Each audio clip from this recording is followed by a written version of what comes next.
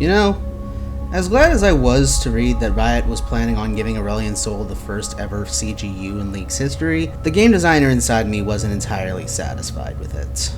I've personally thought pretty hard on the subject of Sol's design for quite a while, basically ever since Riot gave him that rework back in Season 9. And as a result, I've had my own ideas for how we could make one of League's least popular champions more approachable, without completely abandoning the poor design that we have currently. The way I see it, Sol's game design suffers from 3 core problems.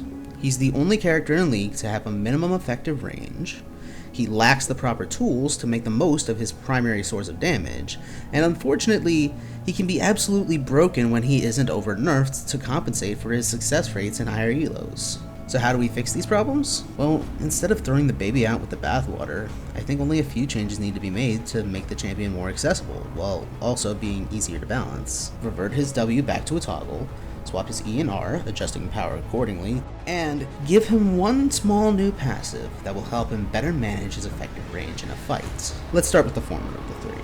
Reverting his W back to a toggle. I respect the idea of trying to shift the power of Celestial Expansion into something more akin to a burst damage ability, but unfortunately, it really did just alienate his existing player base at the time. I would have gone with a different route to fit the concept, but that's not the focus of this video.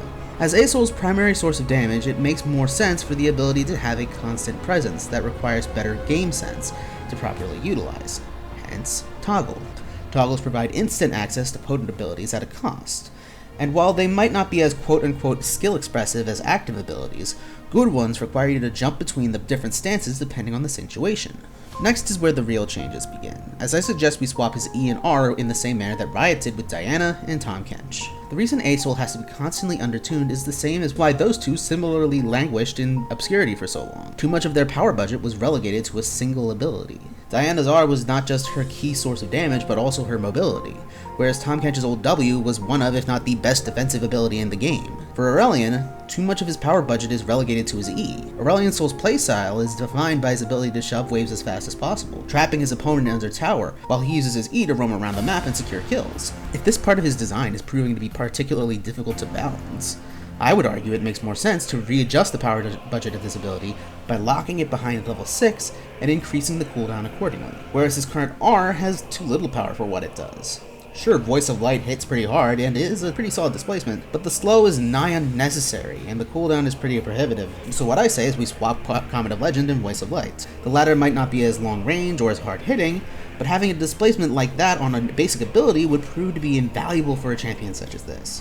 Whereas the former ability would allow Aurelion Sol to be buffed in other areas because the otherwise defining elements of his gameplay would be locked behind level 6 and a significantly longer cooldown.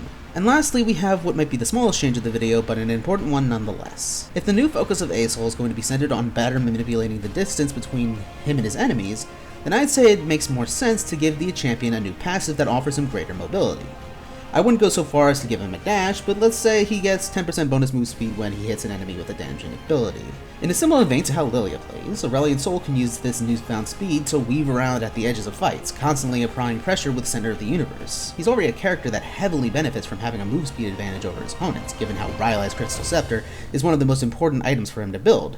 So I say we just turn that up a notch and give him an innate property that will better help him manage that space. 10% move speed isn't insane, but it will make an otherwise stiff and hard to maneuver character easier to position. Some folks might balk at these proposed changes and say that I'm making the champion too easy, and while I do think I've made playing Sol less inherently onerous, I don't think he's going to be easy either. I'm not really reducing the macro knowledge necessary to play Aurelion Sol, which is where a lot of the difficulty comes from. You'll now have a get off me tool to help you when an assassin dashes into your face, but you'll still need to balance a knife's edge in order to not get blown up.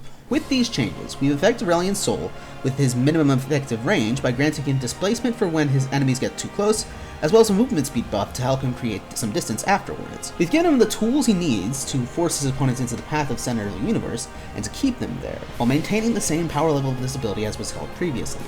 And finally, we fixed the issue of Sol constantly shoving and roaming at higher elos, making him a less oppressive pick amongst more skilled players by reducing his overall map presence. But this is all just my opinion. What do you guys think? Do you like the current state of Sol? And if not, what would you like to see changed in his CGU? Until next time, I'm Sketch, and I hope you have a wonderful night.